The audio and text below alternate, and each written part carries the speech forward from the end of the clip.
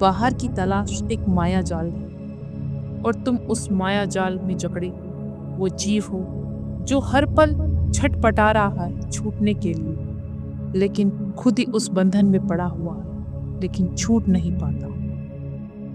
तुम्हारा मन एक अद्भुत बीज है, लेकिन वो फूलता है केवल होश की धूप में, ना कि अंधी श्रद्धा की छाया में।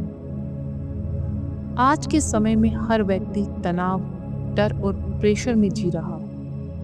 जब तुम अपने जीवन में कुछ चाहते हो लेकिन वो नहीं मिलता, तो तुम गहरे अवसाद और तनाव में चले जाते हो, और उसी तनाव के क्षण में तुम अपनी समझ और अपना विवेक खो देते हो, और तुम चल पड़ते हो मंदिरों की लाइनों में, हज की भीड़ में, बाबा और मौलवियों के दरबारों में। लेकिन शांति कितनी देर मिलती है? जितनी देर तुम्हारा भ्रम जिंदा रहता है। क्या तुम्हें लगता है भगवान धूपबत्ती से खुश होता होगा या माला के जपने से खुश होता होगा? नहीं। अगर ऐसा होता तो सबसे पवित्र वो दुकानदार होता जो रोज 100 से भी ज्यादा अगरबत्तियां बेचता है। तुम सुबह मंदिर जाकर घंटों कतारों में खड़े रहते हो, फूल चढ़ाते हो, चंदन चढ़ाते हो, पुजारी को मोटी दक्षिणा देते हो। तुम कहते हो हम परंपरा निभा रहे हैं, पर किसके लिए? भगवान के लिए या समाज की नजरों में इज्जत बनाने के लिए? और साथ ही मन में डर पालते हो कहीं कोई रिवाज, कोई नियम छूट ना जाए।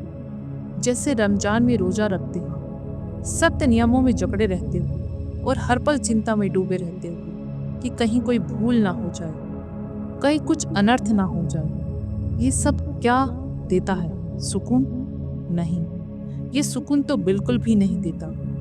उल्टा ये तुम्हारा समय चुराता है, तुम्हारी जेबें खाली करता है और मन में डर का जहर घोलता है। कहीं भगवान नाराज ना हो जाए, कहीं हमारा कुछ बुरा ना हो जाए। तुम कर्मकांडों और पूजा नवाज की गुलामी में जकड़े हुए हो। ये कर्मकांड तुम्हें तनाव की भारी कैद देते हैं। सच कड़वा लग सकता है, लेकिन सच्चाई तो यही है। लोगों ने ईश्वर को एक ठिकाने में बंद कर दिया, एक पते पर, एक घर में, और जब वो वहां नहीं मिलता या तुम्हारी कोई मन्नतें पूरी नहीं होती, तब तुम कहते हो ये कर्मों का फल मिल रहा है। नहीं भाई, ये तुम्हारे कर्मों का फल नहीं, बल्कि तुम्हारे भ्रम का फल है।